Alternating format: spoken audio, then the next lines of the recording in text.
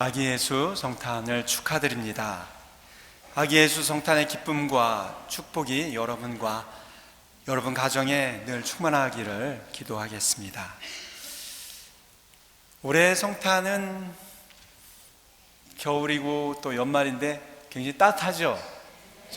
아주 따뜻한 성탄입니다. 날씨만 따뜻한 게 아니라 사실은 우리가 살아가는 모든 부분도 따뜻한 그런 성탄이 되면 좋겠습니다.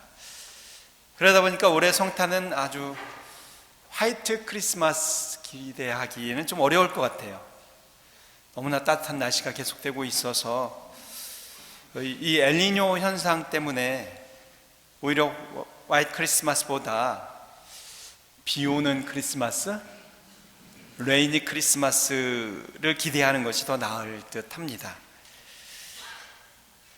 날씨도 따뜻하고 하니까 이게 성탄절 하면 또 연말 크리스마스 하면 좀 왠지 좀 추워야 될 것 같고 또 눈도 내려야 될 것 같고 그래야 될 것 같은데 이게 분위기가 좀 성탄 분위기가 안 나는 것 같아요. 그런데 이 성탄 분위기는 이 날씨보다도 사실은 외적인 그런 분위기보다도 아기 예수님의 진정한 성탄 기쁨을 이 외적인 크리스마스 트리나 또 날씨나 캐롤 때문이 아니라 예수님의 성탄의 기쁨과 축복의 마음을 전하고 나누는 데에서 그 분위기를 찾아야 되지 않을까 싶습니다. 날씨가 덥든 또 뭐 캐롤 별로 들리지 않고 뭐 혹시 트리 없다고 하더라도 우리는 진정한 신앙인이라면 성탄의 기쁨을 올바른 데서 찾아야 되지 않을까라는 생각이 듭니다. 바로 그 안에서 아가 예수 성탄의 구원이 우리에게 이루어지고 아기 예수님은 고요하게 또 거룩하게 오늘 우리가 입당성가 부른 것처럼 우리 안에서 다시 태어나지 않을까 싶습니다. 그래서 우리 안에서 제2의, 제3의, 제4의 예수님이 탄생하는 기적이 일어나지 않을까 싶습니다. 지난 성탄절 11시 미사 때 제가 크리스마스 기적에 대해서 여러분께 들려드린 적이 있습니다. 크리스마스 기적, 바로 1차 대전 때 참혹한 전쟁 안에서 군인들이 서로 총칼을 겨누고 있다가 그것을 다 내려놓고 그 누가 명령을 한 적도 없는데 서로 알아서 총질을 그만두고 포지를 그만두고 서로 만나서 크리스마스 선물을 적군인데도 나누고 또 스포츠 경기도 하면서 이렇게 휴전을 지내게 됐던 일이 있는데 우리는 그것을 크리스마스 기적이라고 이야기를 했습니다. 오늘은 또 다른 크리스마스의 기적을 들려드릴까 합니다. 하지만 1차 대전 때의 그런 크리스마스 기적과는 좀 다르게 좀 생각하기에 그렇게 훈훈하지도 또 감동을 전해주지도 않는 그런 크리스마스 기적이죠. 한국에서 일어난 크리스마스 기적. 많은 분들이 아시겠지만 올해 일어났습니다. 올해. 제가 무슨 이야기 하려는지 아시죠? 모르시나요? 여기 미국이라서 모르시나 본데 우리는 이 크리스마스 기적을 들으면 접하면서 오히려 화가 나거나 애처롭고 또 부끄럽기까지 하게 됩니다. 많은 분들이 아시겠지만 제가 말씀드리려고 하는 기적은 한국의 11살짜리 소녀가 2년여간 집에 감금된 채 때리고 또 굶기는 등 학대해서 맨발로 탈출한 이야기입니다. 여러분들 아시죠? 한국 소식 잘 들으시잖아요. 바로 올 연말에 일어난 사건인데요. 그 소녀는 아버지가 도망가지 못하게 손을 묶어 놓은 노끈을 풀고 1층도 아니라 2층 창문을 나와서 가스 배관을 타고 그 도둑들이나 타고 다닌다는 가스 배관을 타고 내려와서 동네 슈퍼에서 너무 굶주려 있었기 때문에 줄임배를 채우려고 거기에 있는 음식을 먹다가 슈퍼 주인에게 들켰는데 다행히 그 슈퍼 주인과 경찰의 인도로 구출이 되었죠.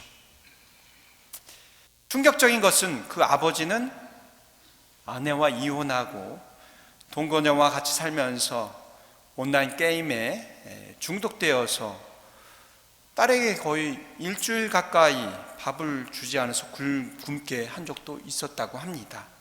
그래서 그 아이는 11살인데 겨우 4살 정도의 몸무게를 가질 수밖에 없었다고 하죠. 그리고 학교는 2학년 1학기까지만 다니게 했고 이런 이야기들을 들으면서 참 아버지 맞나라는 생각을 하게 됩니다.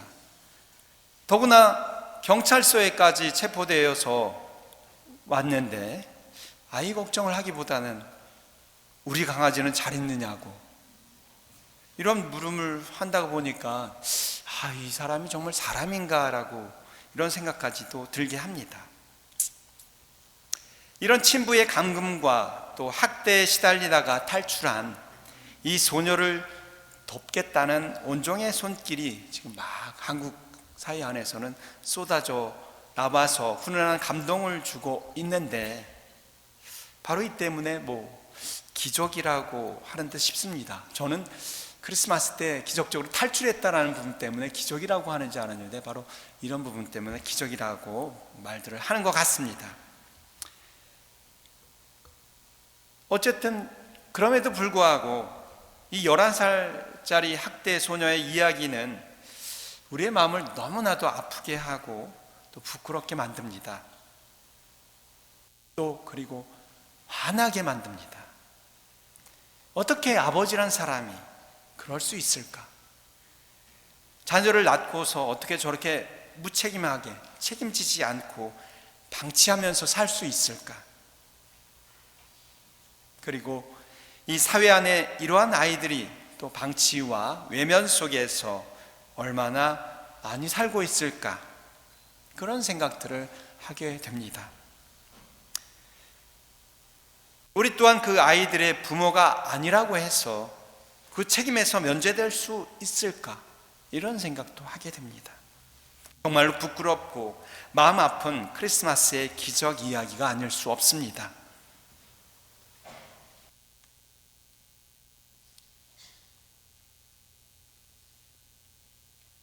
사실 아기 예수님의 성탄을 축하하면서 기쁨을 나누는 오늘 복음의 내용 또한 잘 들여다보면 이게 굉장히 미화됐지만 무척 아름답게 또 영광스럽게 그려지고 있지만 첫 장면은 사실 인간적으로 그리 즐겁고 기쁜 장면은 아니죠. 만삭의 아내가 해산할 방이 없어서 동동 구르고 있는 모습을 보면서 방을 찾는 남편의 모습 한번 생각해 보십시오. 또 아이를 낳는 해산의 고통을 참고 아이를 낳을 방을 기다리고 있는 또 힘들어하고 있는 그 아내의 모습. 어렵사리 구한 자리는 마소가 묵는 그런 외양간, 그리고 그곳에서 아이를 출산하는, 낳는 장면 한번 상상해 보십시오. 그것이 정말 그렇게 영광스러운 자리인지, 영광스러운 장면인지, 기쁨과 우리가 정말 예수 성탄의 즐거움과 기쁨을 누리고 있지만 정말 그 모습을 보면서 우리가 기뻐하고 즐거워할 수 있는지는 오늘 생각이 됩니다.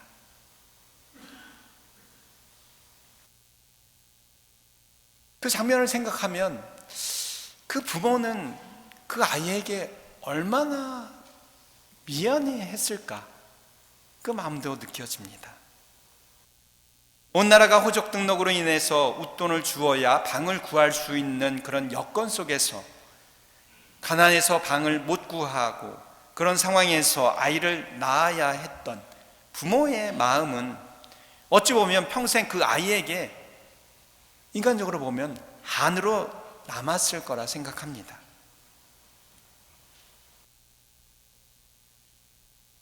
본인의 책임이 아닌데도 불구하고 부모가 그런 마음을 가졌을 거란 거죠.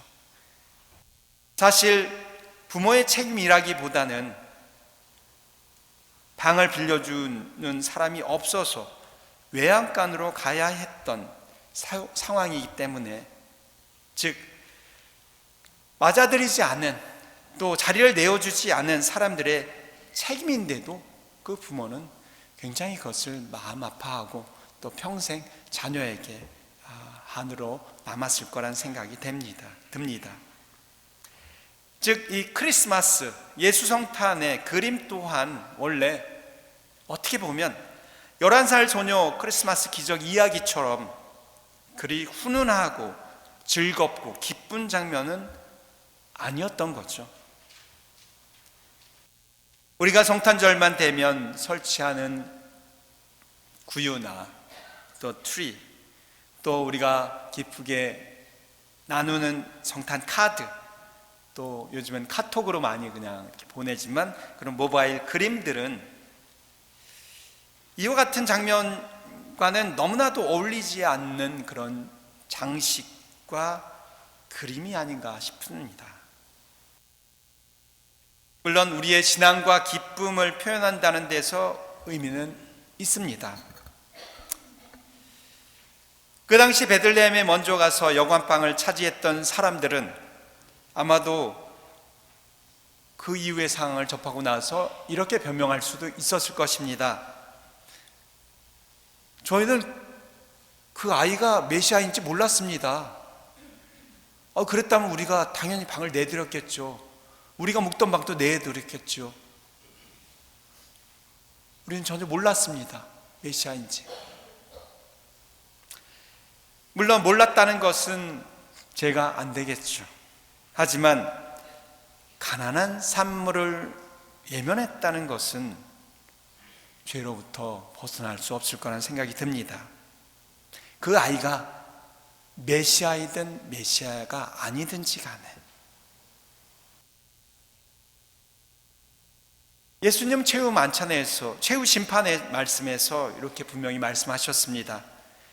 너희가 이 가장 작은 이들 가운데 한 사람에게 해 주지 않은 것이 바로 나에게 해 주지 않은 것이다 라고요.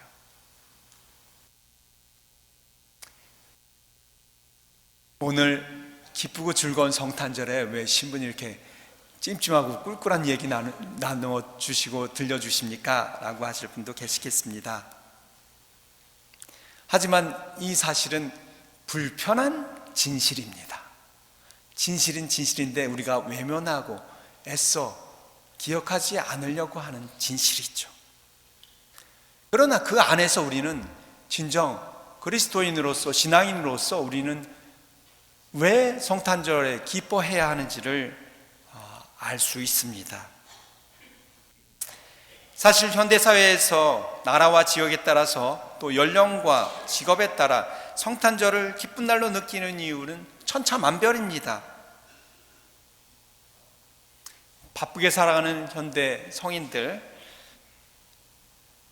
중에서는 노는 날이 하나 더 있다, 내가 믿든지 안 믿든지 간에 휴일이 하나 생겨서 좋을 수 있죠. 기쁠 수 있습니다. 우리 아이들과 학생들은 성당에서 여러 행사들 하면서 기뻐하고 즐거워할 수 있고, 또 부모님들이나 또 단체에서 선물을 주니까 그거 자체로도 기쁨이 넘쳐납니다. 또 성탄과 연말을 맞아서 물건을 많이 파는 상인들에게도 분명 성탄절은 기쁜 날입니다. 물론 이때만 반짝하는 불우이웃 돕기나 또 폭증하는 크리스마스 카드나 연합장 때문에 고생하시는 분들도 계시죠. 성탄절이 그리 기쁘지 않은, 외적으로 보면 그런 분들도 계시죠. 물론 그분들께는 죄송하지만 이 크리스마스 대축일의 기쁨을 나누면서 즐기는 우리 신앙인들에게도 사실은 1년 중 어떻게 보면 가장 기쁜 날이면은 틀림이 없습니다. 남들이 다, 우리 모두가 세상이 다 기뻐한다고 하는 이날, 신앙인인 우리들은 믿음을 갖고서 기뻐해야 하는 우리들은 과연 아기 예수님의 성탄이 왜 기쁜지를 오늘 다시 한번 생각해 봐야 합니다. 그리고 그것에 대해서 복음은 분명히 우리들에게 알려주고 있습니다. 예수 탄생 소식을 처음 접한 사람들은 목자라고 전해주고 있죠. 그 목자들은 우리가 생각하는 부유한 목자들이 아닙니다. 집도 아닌 들에서 살면서, 그것도 밤에까지도 일을 해야 했던 노숙자, 가난한 노동자로 비교될 수 있는 그런 목자들이었습니다. 어찌 보면 소외계층으로 얘기될 수 있고, 어찌 보면 억울하고 원통한 일을 당해도 어찌할 수 없어 참아야 하는 사람들의 모습으로 비춰질 수도 있는 사람들입니다. 바로 그 사람들에게 아가 예수의 탄생 소식이 제일 먼저 전해졌다라는 것은 우리들에게 의미가 있습니다.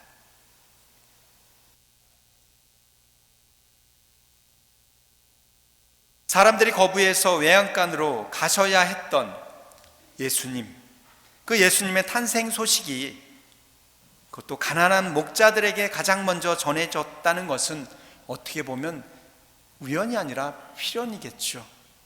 마테오 복음서에 보면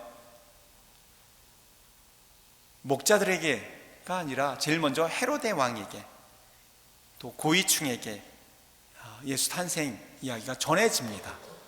하지만 그것을 들은 그들은 오히려 예수님을 경배하기보다는, 예수 탄생을 기뻐하기보다는 오히려 예수님을 죽이려고 하죠. 그렇기 때문에 어쩌면 당연히 그런 목자들에게 예수 탄생을 기뻐하는 이들에게 그 소식이 전해지고 또 그것을 받아들여진 것은 아닌가 싶습니다. 제일 먼저.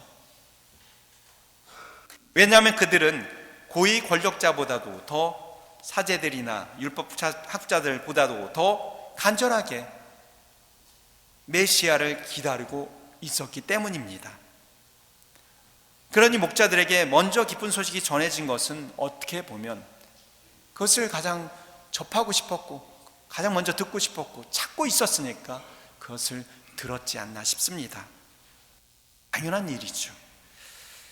그리고 이것은 사실 목자들이 먼저 기쁜 소식을 받아들였다라는 말로도 표현할 수 있습니다. 아까 말씀드린 대로 마테오 복음서에서 이미 고위층에게, 헤로데 왕에게 전해졌지만 그들은 받아들이지 않은 거죠. 전해졌지만 받아들이지 않은 것. 하지만 목자들은 듣자마자 그것을 받아들였다는 것. 하느님께서는 가난한 사람들을 위해서 부자들을 역차별하신 것이 아니라 가난한 사람들이 먼저 찾아와서 얻은 것이라고 볼 수 있습니다. 바로 그들은 가난한 마음과 간절한 마음으로 메시아를 기다렸기 때문에 아기 예수 성탄의 기쁜 소식을 받아들일 수 있었다는 것이죠.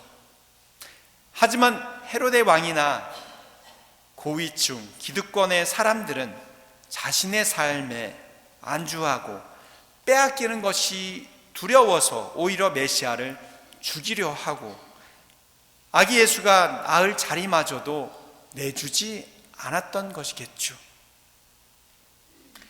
그래서 천사들이 나타나 포대기에 쌓여 구유에 누워있는 그 아기가 바로 너희 구원의 표징이라고 전해줍니다.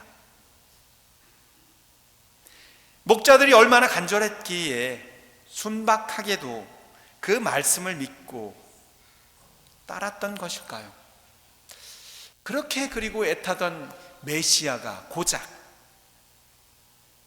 여간방도 아닌 저 왕궁도 아닌 말구유에 누워서 포대기에 쌓여있는 아기로 오셨는데 그것이 메시아의 표징이고 구원의 표징이라니, 기쁘고 즐거울 것도 없고 놀라울 것도 없는 사건이 목자들의 순박한 믿음과 실천으로 우리 모두에게 기쁨과 즐거움이 되고 세상 모두를 구원하는 사건이 되게 한 것이겠죠.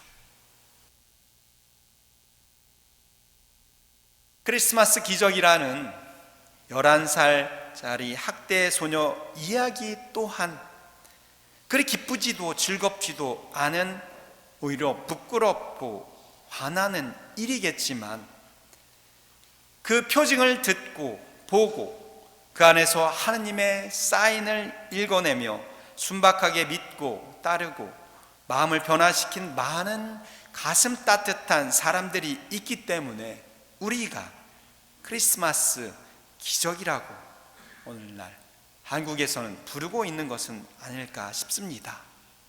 그런 것을 보면 크리스마스의 기적이라고 하는 그 11살짜리의 학대 소년의 탈출 이야기, 그리고 그로 인한 여러 사람들의 반응들, 그것을 보면 사뭇 오늘 복음과 닮았습니다. 전혀 기쁘지 않고 즐겁지도 않은 사건과 표징 속에서도 오히려 기쁨과 축복을 이끌어내시는 하느님의 자비와 은총이 있기 때문에, 그리고 그 자비와 은총을 간절히 바라면서 가난한 마음으로 순박하게 그 자리를 마련하는 사람들이 있는 한, 하느님께서는 오늘도 우리들 안에 고요하게 그리고 거룩하게 자리하실 것입니다. 그 사건은 꼭 남에게만 일어나는 것이 아니라 우리 자신에게도 만약 정말 받아들이기 힘들고 어려운 그런 절망적인 사건이 일어난다 하더라도 그것을 하느님의 표징으로 받아들이면서 살아간다면 바로 그 안에, 그 자리에서 하느님께서 말씀이 사람이 되시어 우리 가운데 태어나신다는 것이죠. 마이스터 에크하르트라는 중세 신비학자는 이렇게 성탄 신비에 대해서 묵상을 했습니다. 성모님께서 예수님을 낳아 주셨지만 만일 내 시간과 문화 안에서 나 또한 예수님을 낳지 않는다면 무슨 소용이 있겠습니까? 라고요.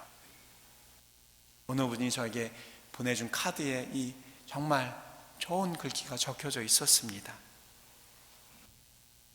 하느님 아드님께서 탄생하실 자리를 우리가 이제는 내어드릴 때, 바로 그때가 우리 구원의 완성의 시간이고, 바로 그때가 우리 참 기쁨의 시간이요, 바로 그때가 우리 축복과 또 영광의 때일 것입니다. 이제 성탄절을 맞이해서 성탄의 은총으로 우리 또한 새롭게 태어날 수 있어야 합니다. 우리가 이렇게 새롭게 태어나기 때문에 성탄절은 바로 그래서 기쁜 겁니다.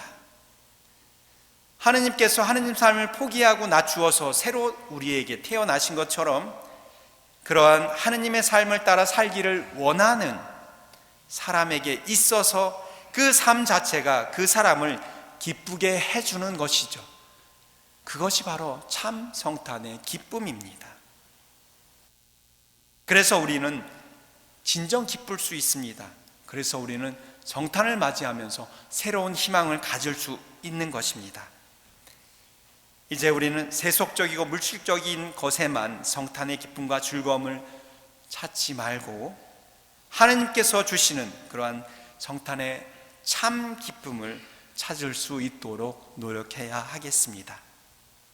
다시 한번 아기 예수 성탄을 진심으로 축하드리면서 아기 예수 성탄의 기쁨과 축복이 여러분과 여러분 가정에 듬뿍 쏟아져 내리기를 이 미산에서 간절히 기도하겠습니다. 아멘.